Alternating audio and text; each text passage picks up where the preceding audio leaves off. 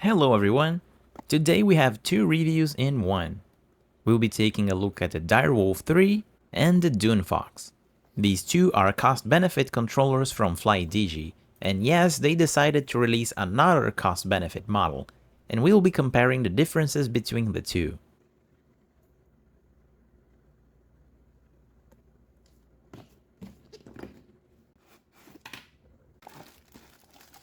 Starting with the unboxing, the Dunefox manual is entirely in Chinese.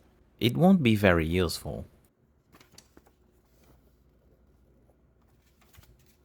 In this bag you get a super cheap USB Type-C cable. Well, at least it's better than nothing. And you get the dongle for the Dunefox.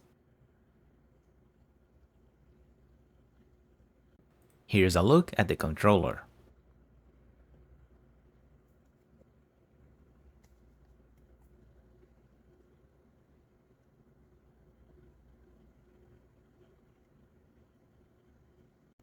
Now let's check the Direwolf 3.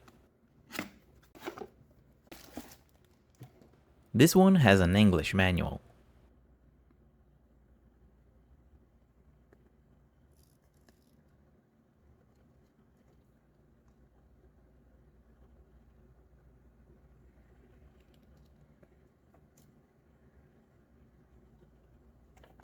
And in the bag you get a higher quality cable.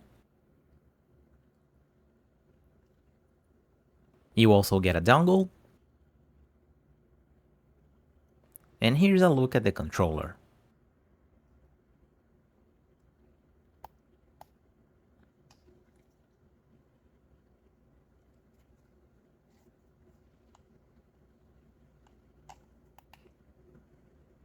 On the Dunefox, the face buttons have a smooth finish. These are membrane buttons with a short travel distance and they won't sink flat with the shell. The shaft of the analog sticks is entirely made of plastic. And there is no anti-friction rings, but the edges of the shell around the stick are polished.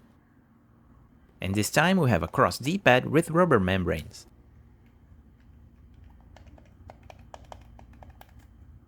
And the menu buttons are also membrane based.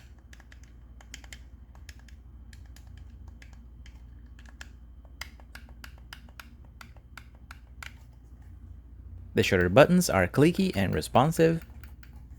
And we have analog Hall effect triggers. On the Direwolf, the buttons have a smooth polish too. They're also membrane buttons with a good travel distance and won't sink flat with the shell. The shaft of the analog sticks is entirely made of plastic.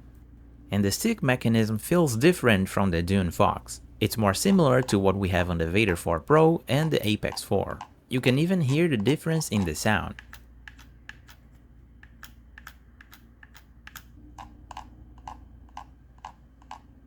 Also, the Direwolf 3 has an internal restriction gate, just like the Vader 4 Pro.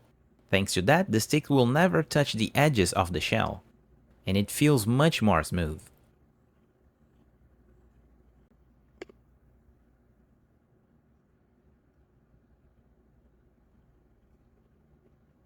And even though the sticks are made of plastic, they're still removable. This way you can use taller sticks if you want. The D-pad is a disc D-pad with mechanical switches, and it is also removable.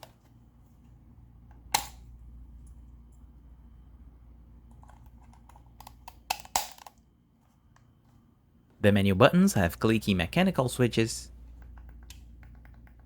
The shutter buttons are easy to press and responsive. We also have analog Hall effect triggers. And in the Direwolf we have two back buttons. The shell of the Dunefox is more smooth.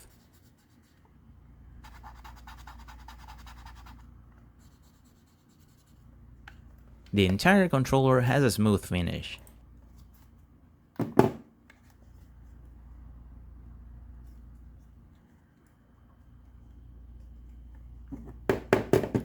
On the Direwolf 3, you have a grippy texture on the plastic.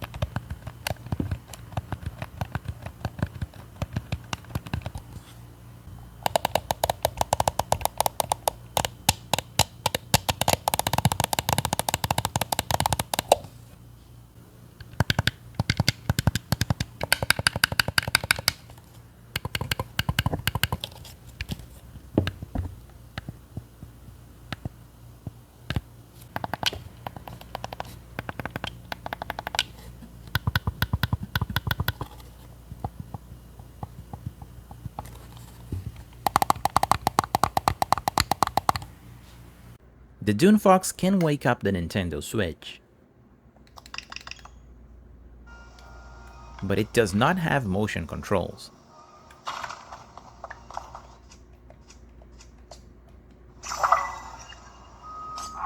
It does have a turbo button though.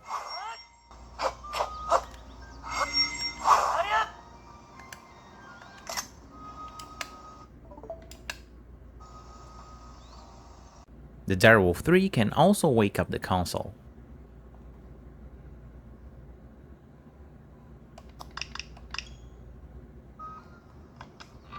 And it has motion controls. However, the function button cannot activate turbo anymore.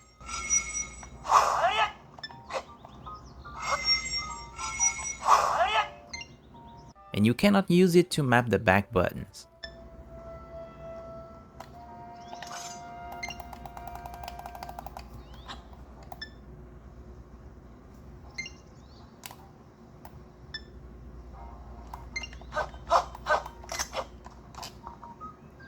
In the previous model, the Direwolf 2, this button could be used to activate turbo or remap the back buttons.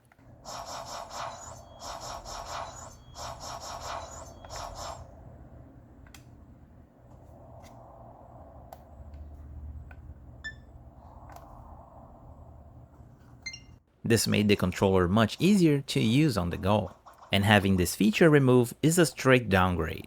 I was hoping to see this feature on the Vader 4 Pro and the higher end controllers, and seeing this feature removed of the lower end controllers is a bit disappointing. Moving to PC, the Dunefox has a very small dead zone in the center.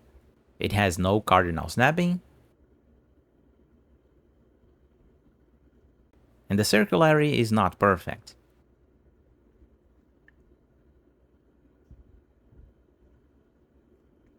But you can hold these 3 buttons and it will enable a perfect circularity.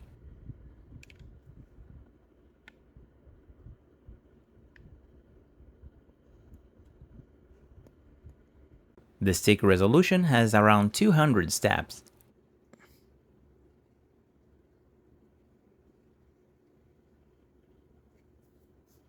The D-pad is very good. The diagonals are fairly easy to hit. The input is consistent, and the center pivot prevents you from hitting all 4 directions. The Hall effect triggers are very precise,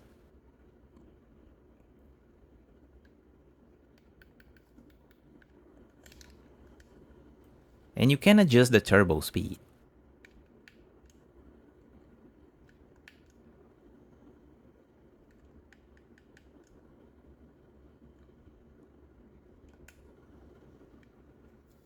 On the Direwolf, you also have a small dead zone in the center. There's no cardinal snapping,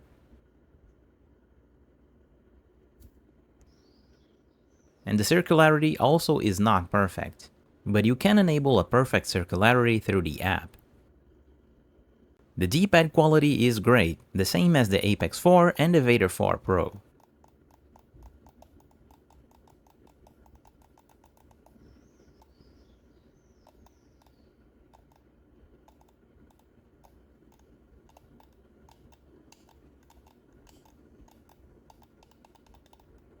The triggers are also very precise,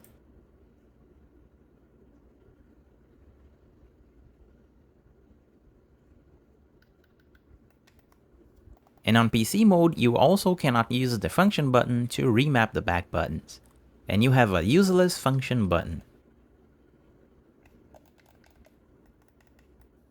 The resolution of the sticks is better with around 500 steps.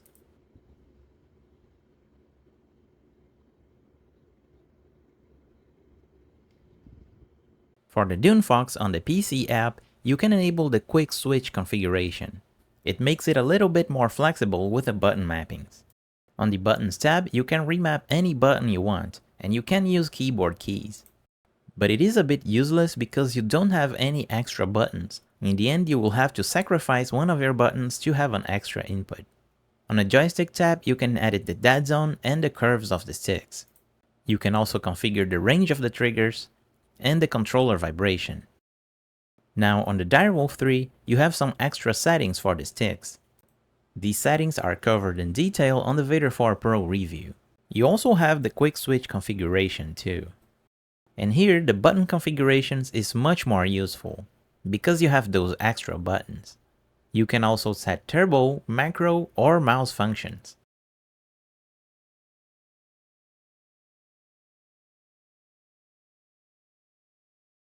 On the joystick settings, you can select a perfect circularity.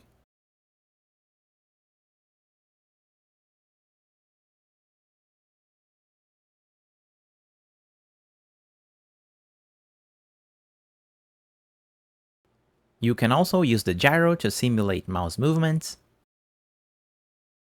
edit the trigger dead zones, and the controller vibration.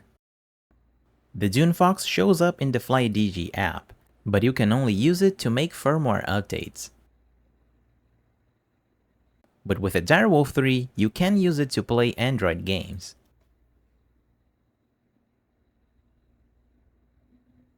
And it even works with games that don't support the Gamepad, by mapping the buttons to touches on the screen.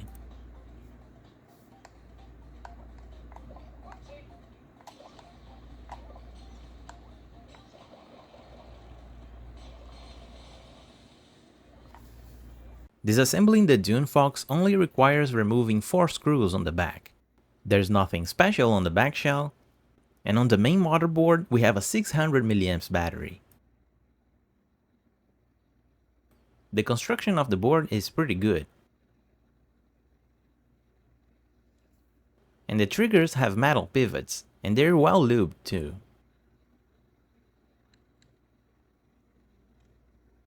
For the analog sticks, we have K-silver modules with Hall effect sensors.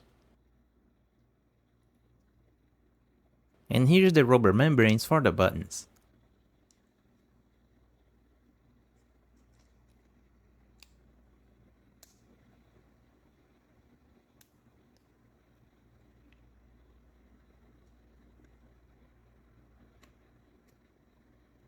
On the front shell, we have a fixed button layout, and the Dpad has a similar construction to other Flydigi controllers.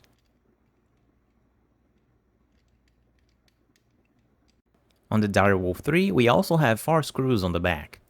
The back shell has lots of foam pads to make the button silent and smooth. Here's a look on the back of the board.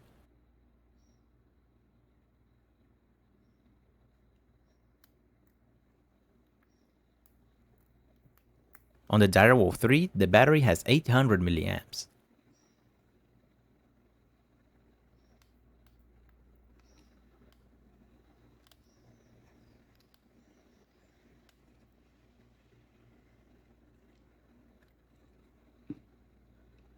And the triggers also have metal pivots.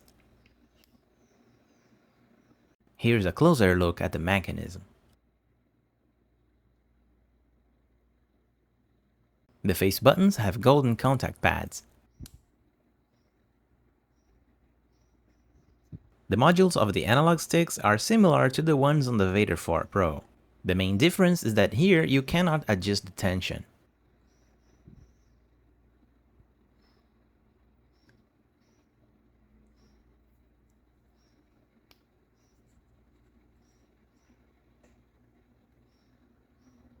And here's a look at the internal restriction gate.